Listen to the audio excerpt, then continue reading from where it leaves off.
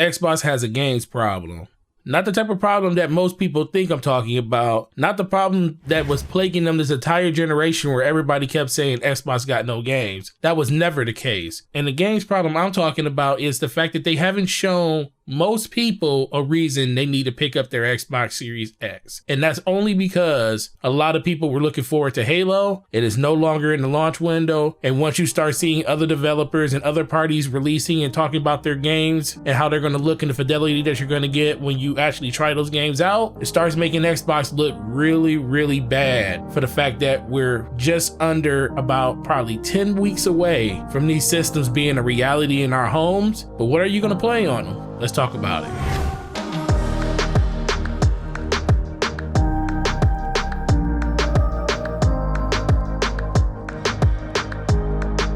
What's going on, guys? It is your boy Forte, and thank you for checking out this video. Please hit that like button, please hit that subscribe button. Make sure you head over to Twitter, follow me over there. It's the best place to interact with me as a gamer, so we can talk about the things we don't talk about in this video. So there is a lot to unpack when it comes to this conversation, and we're just going to have a discussion in this video. No news, no announcements or anything like that. I just want to have an honest conversation with my subscribers and let you guys know exactly how I feel about this situation, because I feel like this is something that I've been warning people against for the absolute longest. Now, first of all, I don't want to make it seem like I'm poo-pooing anybody that has an attitude going on with the fact that Xbox hasn't shown any relevant games running on the next gen system. I don't think they've shown any games running on them. For the most part, everything's been running on super high-end PCs. And if you couple that with the fact that PlayStation has been going out of their way to really demo what the power of the next generation PlayStation 5 is going to be, everything from Ratchet and Clank to Spider-Man with ray tracing, even Unreal showing a demo of its brand new unreleased Unreal 5 engine. And these are all things that people have been asking Sony to do this for the last few months, and they are finally getting that.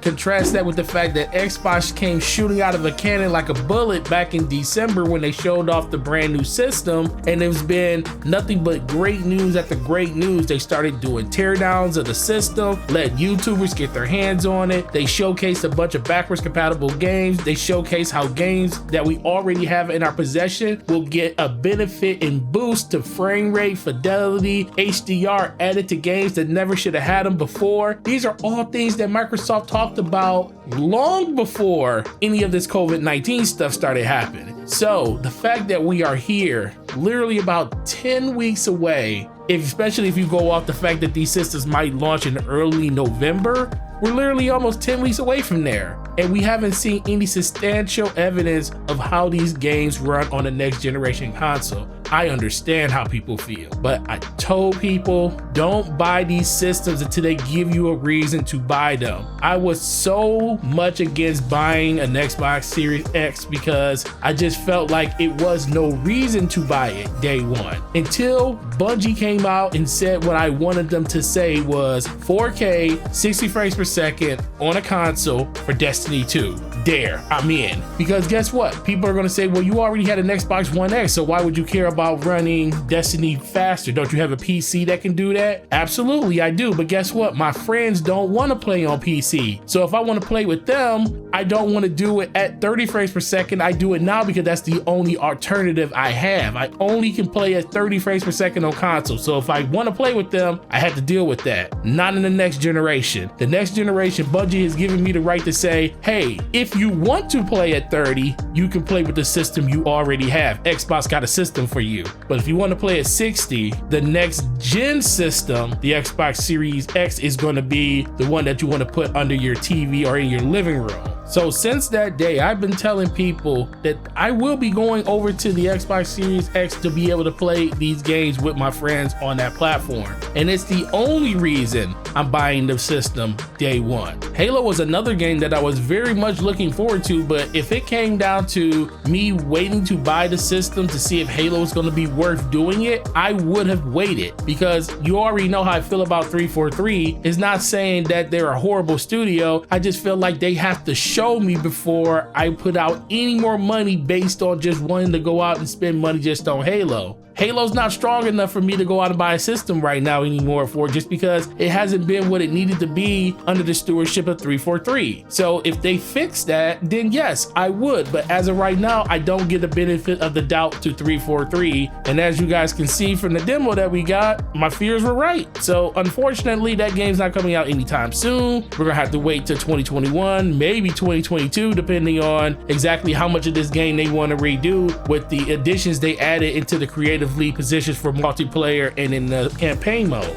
Now, I know a lot of people are really upset about this, and they're really coming to grips that there's truly nothing for you to play that Xbox is going to give you when this system releases. You're going to be playing a lot of older games. This is something I said on the Brat podcast. It's something I said on Crossfire. Your game library is going to be the game library you already have. And there's nothing wrong with that, but it does seem weird when you have a brand new system that's coming out, and especially where Microsoft was touting the power of this next generation system for the last 6 to 7 months. They've been saying it's going to be the most powerful system ever created. And as of right now, we have nothing to show for it. No games to show for it. Third-party games, we haven't even seen them running on the system yet. We've seen them running on the PS5. Now, for me, I do know that the Xbox is going to be the more powerful system. So on paper, these games are going to look better. So in some people's eyes, they just need to take a wait and see approach. But for people that want to buy this system day one and they actually care about how their games look, PlayStation's doing a better job of that. Shout out to everybody that's noticed it, but Ratchet & Clank looks like a more next generation game than Halo 5, and Ratchet & Clank was a thought after game. Halo 5 is the flagship game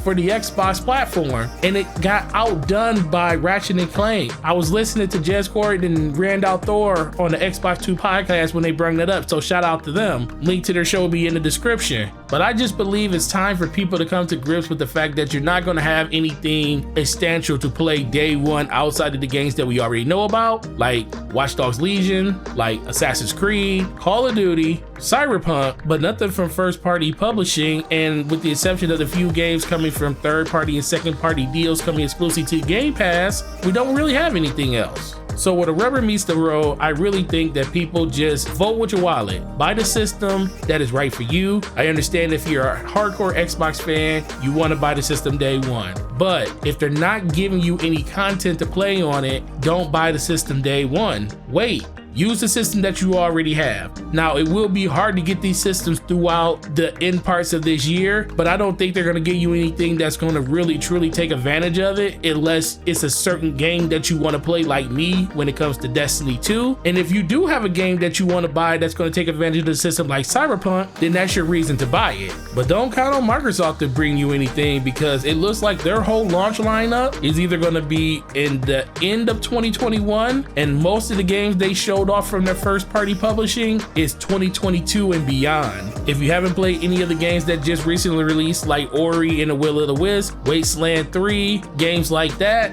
then you might want to use those games as something that you jump into when you get your new system, or you can jump into them now because those games are available in Game Pass, and mostly everybody on Xbox seems to have Game Pass, especially in this community. So you have options. But the number one option you should definitely take advantage of is the fact that if there is nothing for you to buy, do not buy this system unless you are willing to just have a system just to have a better gaming experience overall, which guess what? That is definitely something you're going to get with these next gen systems overall. You will get a better gaming experience, but Microsoft hasn't shown you any reason to buy this system when it comes to the first party. So don't go out and buy this system thinking you're going to get something first party from Microsoft. When those games start coming, you'll be happy that you already have the system, but right now, you're pretty much beta testing a system from first party with no games in sight, with third party games that are going to be marginally better than the PS5, which will still be better, but they'll be marginally better because not too many developers are going to be like Rockstar and go out there and completely blow our heads off when it comes to the fidelity between these two massive platforms they're going to be making games for. So only you can make the decision on why you buy this system going forward. I'm buying it because my friends are going to be on there and I want to play Destiny at a higher fidelity that's not on PC, because PC is trash when it comes to the PvP and everybody knows that, and I want to get away from that as fast as possible, and the Xbox Series X is going to give me the opportunity to do that. But enough of my thoughts. What do you guys think? No games being shown running on the system as of yet. Is that going to deter you from buying the X day one? I definitely want to hear from you in the comment section on that. And on top of that, what games are you looking forward to being remastered or brung up the spec or optimized for Xbox Series X? I definitely want to hear from you on that one too. Guys, it's been a crazy month. I'm gonna keep saying this. We're halfway through 1,800 already. 150 away from 2,000, bro. Man, you guys are killing it. I love you. And this channel would not be this channel without your guys' energy that you bring to it, because you bring me energy and it makes me want to keep making this content like I'm doing today. So please hit the like button, share this with all your friends on social media. Make sure you subscribe on your way out, man. This is an incredible journey that we're going to be on together, and it's only because you guys support me in the way you guys do. Check out my last video where we talk about everything Halo Infinite up until this point and how 343 may have to push this game past 2021. Definitely let me know what you think about that video in the comment section over there. But guys, you guys have a great week, and I will talk to you in the next video. Peace.